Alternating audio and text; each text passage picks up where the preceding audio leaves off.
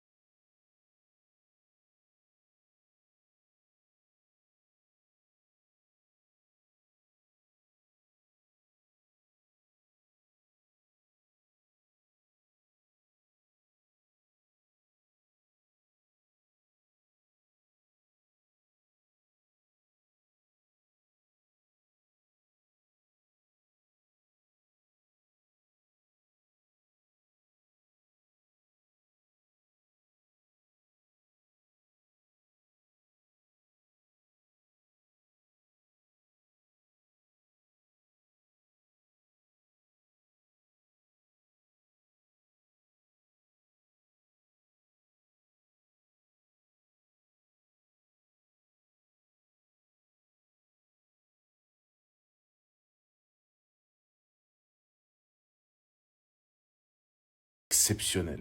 On parle de Lamine Yamal, un des joueurs les plus médiatisés de la planète. Il a à peine 18-19 ans, le joyau du Barça. Donc là, il a fêté son titre de champion d'Espagne et durant le cortège, il a brandi le drapeau palestinien. C'est exceptionnel. Pourquoi c'est exceptionnel? Parce que ça, c'est des images qui vont faire le tour du monde. Vous comprenez? Et c'est pas une question de politique, là, ce qu'il fait. C'est simplement un jeune homme qui a du cœur et qui comprend, qui a du sens, qui est très mature et qui comprend qu'il y a des choses qui se passent dans le monde qui sont pas normales. Là, il n'y a rien de politique, il est en Espagne, il n'est pas en France. Juste imaginez-vous 30 secondes, si un joueur français, comme ça, brandit le drapeau palestinien. Je vous assure que s'il fait savoir la Coupe du Monde, il n'ira pas en sélection. Il n'ira pas aux États-Unis, c'est sûr à 100%. La seule différence avec Lamine Yamal, c'est que lui vit dans un État où vraiment règne la démocratie, où vraiment règne la liberté d'expression. En Espagne, c'est réel ça, pas en France. Madridista, je viens vers vous ce vendredi soir avec quelques nouvelles concernant quelques dossiers du côté du Real Madrid. L'avenir de Camavinga au Real Madrid toujours incertain. Et d'ailleurs, un club de Ligue 1 s'intéresse à son profil. Endrick qui devra faire son retour au Real Madrid l'été prochain, ce qui pourrait compliquer les choses pour Gonzalo Garcia. Ou encore Vlahovic qui pourrait être lié au Real Madrid l'été prochain. Mais avant de vous parler de tout ça, pour tous les Madrilènes qui ne me suivent pas encore et qui ne souhaitent rien louper de l'actualité Madrid, ça se passe ici, donc n'hésitez pas à vous abonner. Et surtout, n'oubliez pas de partager la vidéo à tous vos proches qui méritent d'être régulièrement informés sur l'actualité Madrid. Allez, on enchaîne. Pour commencer, selon Diario AS, le Real Madrid écoute les offres pour Eduardo Camavinga.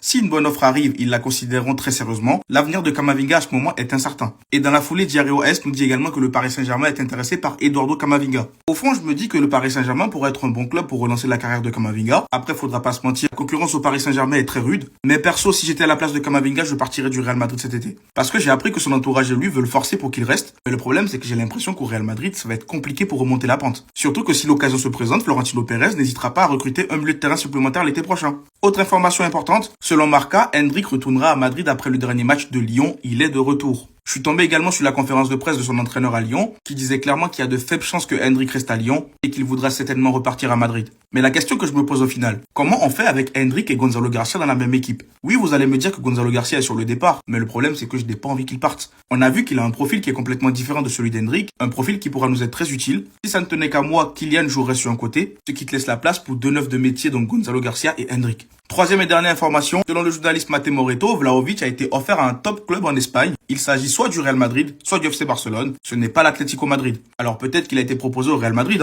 mais je ne pense pas que l'opération aura lieu. Le secteur offensif est un tout petit peu bouché, surtout que là on vient d'en parler, il y aura potentiellement le retour d'Hendrick également, donc à voir. Moi je pense que s'il doit venir en Liga, ça sera peut-être du côté du Barça. Mais sinon n'oubliez pas de me dire dans les commentaires ce que vous avez pensé des actus de ce soir, et surtout pour ne rien louper, c'est ce qu'il vous reste à faire, abonnez-vous.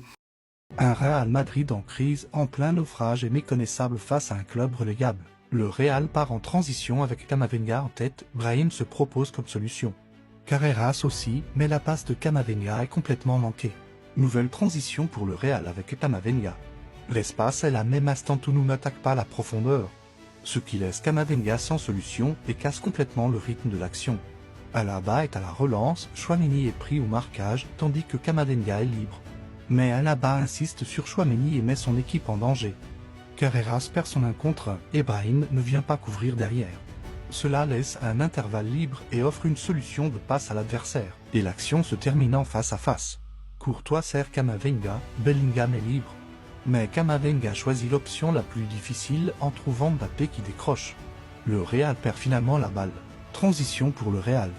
Mbappé ne fait pas l'appel pour fixer le latéral droit et libérer Mastantuono. Ensuite, Bellingham manque complètement sa passe. Mbappé, tout proche de Brahim, manque sa passe et n'effectue même pas le moindre effort de contre-pressing.